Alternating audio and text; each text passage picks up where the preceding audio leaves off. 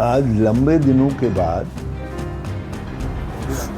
फिर सीबीआई के दोस्तों को मेरी याद आई।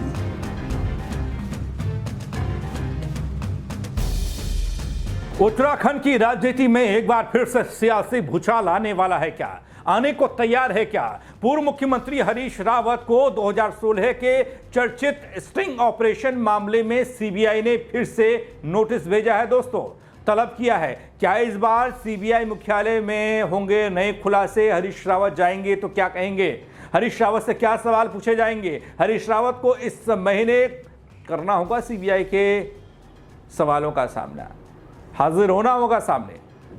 और सवाल यह है कि क्या यह सियासत के अगले कुछ दिनों में आने वाले तूफान की शुरुआत है?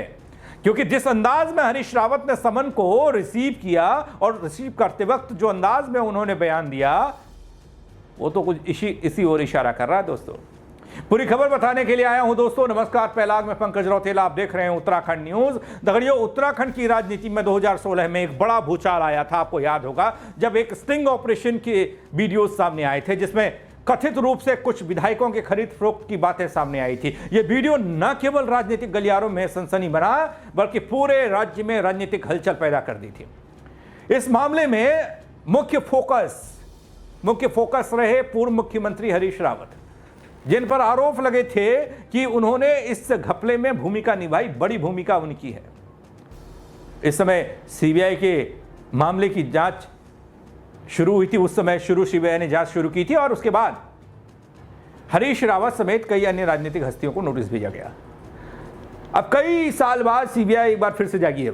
ये हरीश रावत के अंदाज में बता रहा हूं। कई साल बाद सीबीआई ने एक बार फिर से हरीश रावत को नोटिस जारी किया, समन भेजा है और उनसे इस महीने के भीतर सीबीआई मुख्यालय में पेश होने को कहा गया है। यह बात तो ठीक हो गई। इस नोटिस की बात करूं, यह नोटिस इस बात का संकेत है कि जांच प्रक्रिया भी पूरी नहीं हुई है, समाप्त नहीं हुई है। हम ये समझ सकते हैं। हमको तो ऐसा लगा कि खत्म हो गया का मामला, लेकिन नहीं। देखिए, कई सालों साल चलते हैं और जब जरूरत होती है तो नोटिस थमा दिए जाते हैं।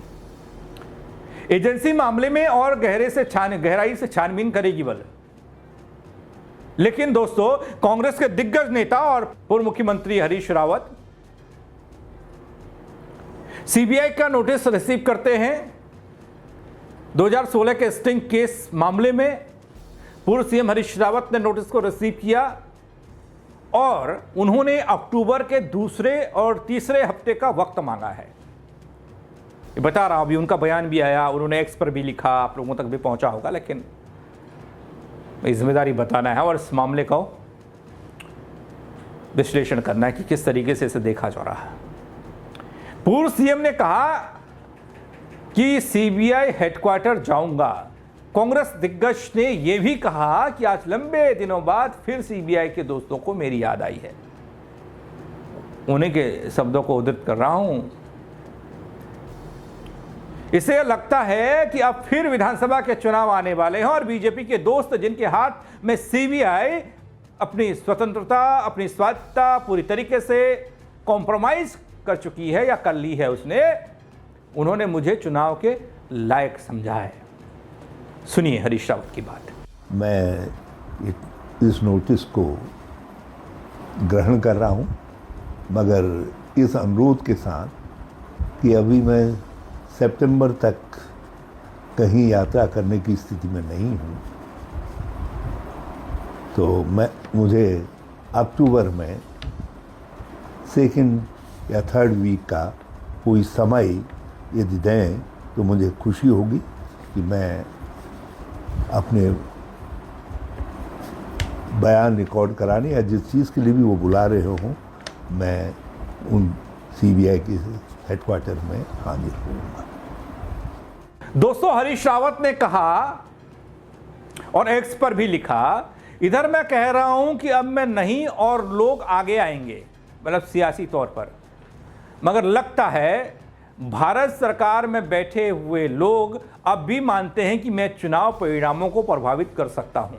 तो इसलिए विद थैंक्स मैं इस नोटिस को ग्रहण कर रहा हूं, मगर इस अनुरोध के साथ कि अभी मैं सितंबर तक कहीं यात्रा करने की स्थिति में नहीं हूं।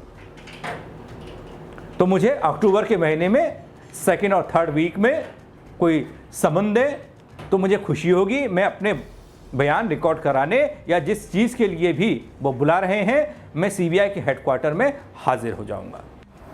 आज लंबे दिनों के बाद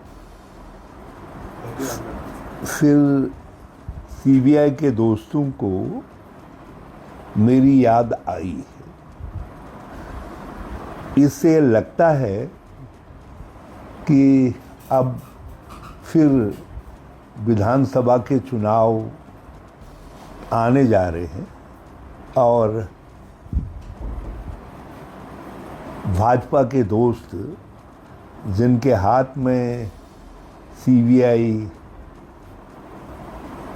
ने अपनी इंडिपेंडेंस, अपनी स्वायत्तता पूरी तरीके से,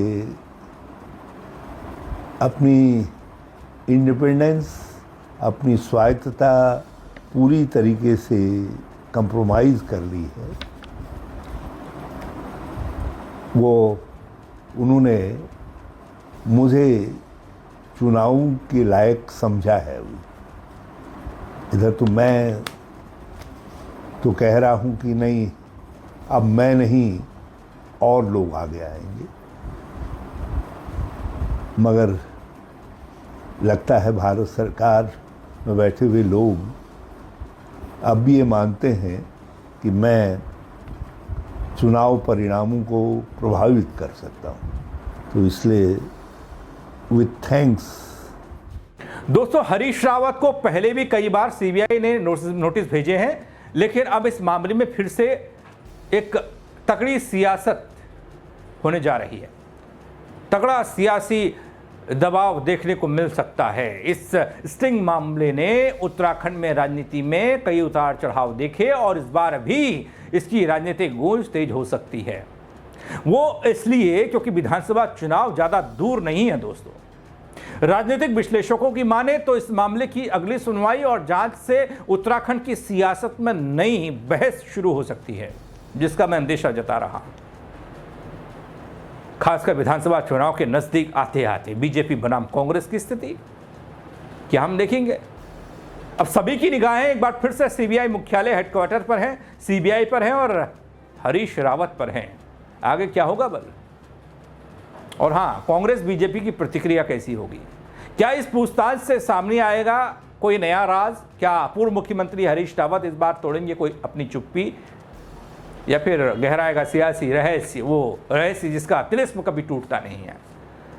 जवाब तो आने वाले वक्त में मिलेंगे दोस्तों, लेकिन मौजूदा वक्त में यह समन चर्चा का विषय इसलिए है क्योंकि हरीश रावत ने तंजिया लहजे में अपने तरीके से जवाब दिया है। उन्होंने मुझे चुनाव के लायक समझा है। इधर तो मैं तो कह रहा हूँ कि नहीं, अब मैं नहीं और लोग आगे आएंगे, मगर लगता है भारत सरकार में बैठे हुए लोग अब भी ये मानते हैं कि मैं चुनाव परिणामों को प्रभावित कर सकता हूँ। तो इसलिए विथ थैंक्स मैं इस नोटिस को ग्रहण कर रहा हूँ, मगर इस अनुरोध के साथ कि अभी मैं सितंबर तक कहीं यात्रा करने की स्थिति में नहीं हूँ, तो मुझे अक्टूबर में 2nd या 3rd वीक का कोई समय यदि दें तो मुझे खुशी होगी कि मैं अपने बयान रिकॉर्ड कराने या जिस चीज़ के लिए भी वो बुला रहे हों, मैं उन सीबीआई के हेडक्वार्टर में हाजिर होऊंगा। मैं रखूंगा पूरा अपडेट, पैनी नज़र इस खबर पर। बस आप जुड़े रहिएगा मेरे साथ हर वक्त। फिलहाल के लिए बहुत शुक्रिया दोस्तों, आप मेरे साथ जुड़े। इस खबर को लाइक करिएगा, शेयर करिएगा, कमेंट करिएगा, लोगों तक पहुंचाइएगा। और क्या ये मामला प्रदेश के जनता के मुद्दों से हटकर चुनावी मुद्दा बनेगा? क्योंकि इस देश में, इस प्रदेश में ऐसा होता रहा है। जनता के असल मुद्दों को पीछे धकेलकर कुछ ऐसे मुद्दों को जगह दे दी जाती है जिन पर चुनाव हो जाता है, और चुनाव लड़ा भी जाता है, जीता भी जाता है, दूसरे को हराया भी जाता है। असल मुद्दे गायब हो जाते हैं। क्या होगा आगे, कमेंट करिएगा दोस्तों। मेरे साथ जुड़ने के लिए बहुत शुक्रिया एक बार फिर से। जय उत्तराखंड। आज लंबे दिनों के बाद